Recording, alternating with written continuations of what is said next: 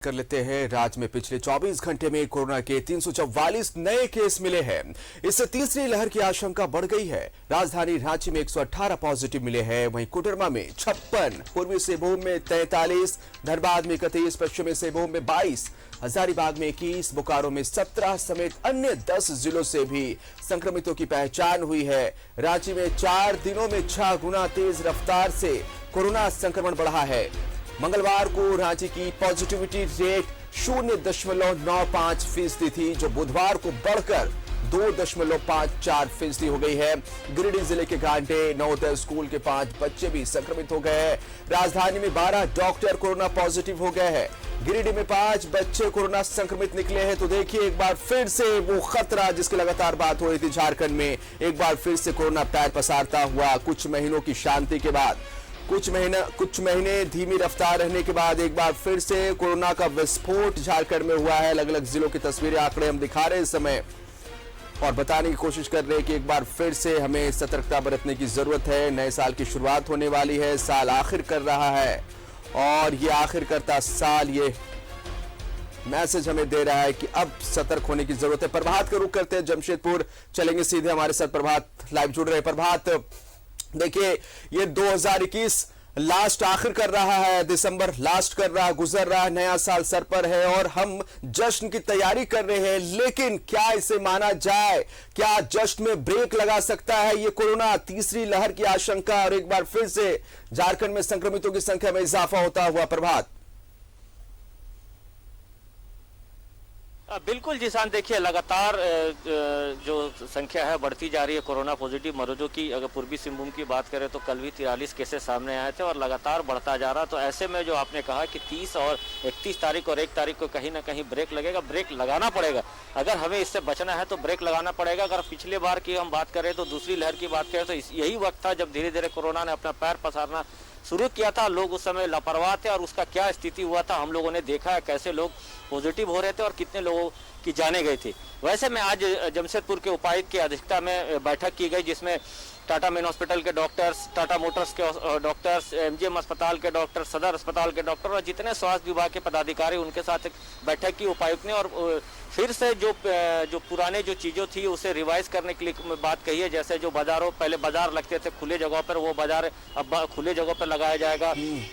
साथ ही corona test की जो रफ्तार है और बढ़ाई जाएगी। साथ ही साथ जो मास्क चेकिंग है वो भी किया जाएगा। हालांकि अभी उपायुक्त ने यह कहा कि जब आपदा प्रबंधन की जो गाइडलाइन आएगा उसके तहत हम लोग 31 तारीख या फिर 1 तारीख की जो है वो उसके ऊपर आगे देखेंगे। लेकिन कहीं ना कहीं हमें अभी आम आदमी को अपनी समझदारी दिखाने को, जिस तरीके से लोग पार्कों में जाकर खाना खा रहे हैं वैसे ना करें, क्योंकि ये कोरोना फिर से पैर पसारने लगा और उसका भयावह स्थिति हम लोगों ने देखा और लगातार बढ़ता भी जा रहा। और ये आशंका जताई जा रही है जो तीसरी लहर की बात करें, कहीं ना कहीं ये तीसरी लहर ही है।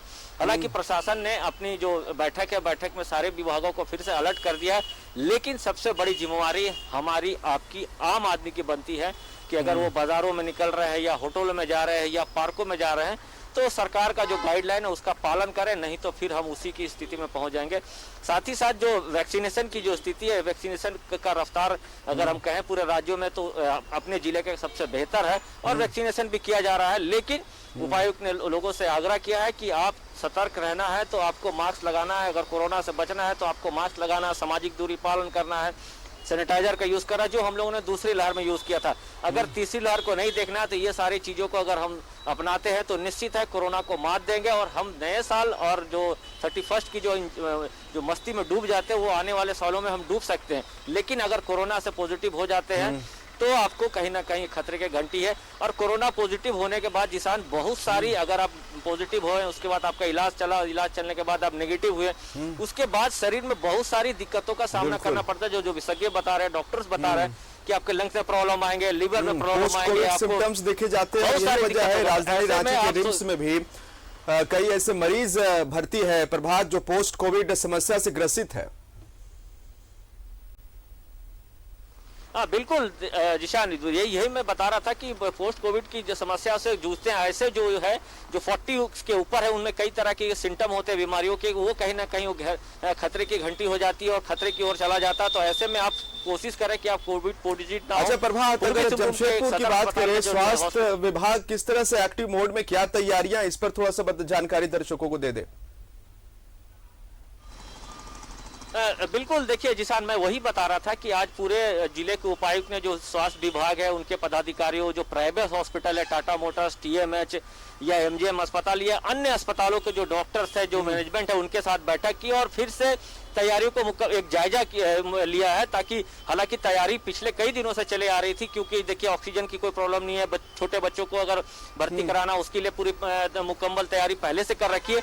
लेकिन अगर फिर से कहीं अगर भयावह स्थिति होती है तो उससे निपटने के लिए टीएमएच या टाटा मोटर्स या ब्रह्मानंद हॉस्पिटल, ये जो आसपास के जो प्राइवेट अस्पताल है उनके डॉक्टरों से बात बैठक की और ये तैयारी रहने का आगाह किया है। जिले के उपायुक्त ने बैठक की है, स्वास्थ्य विभाग ही नहीं, इसके के जिम्मेवार लोगों के साथ ये बैठक हुई और निश्चित तौर पर आईसीयू बेड हो, ऑक्सीजन सपोर्टेड बेड हो, इनकी संख्या बढ़ानी पड़ेगी और पूरी तरह से स्वास्थ्य व्यवस्था मुकम्मल तौर पर बनाए रखने की जरूरत है अगर ऐसी कोई स्थिति बनती। तो बहुत बहुत शुक्रिया आपका तमाम जानकारी के लिए प्रभात।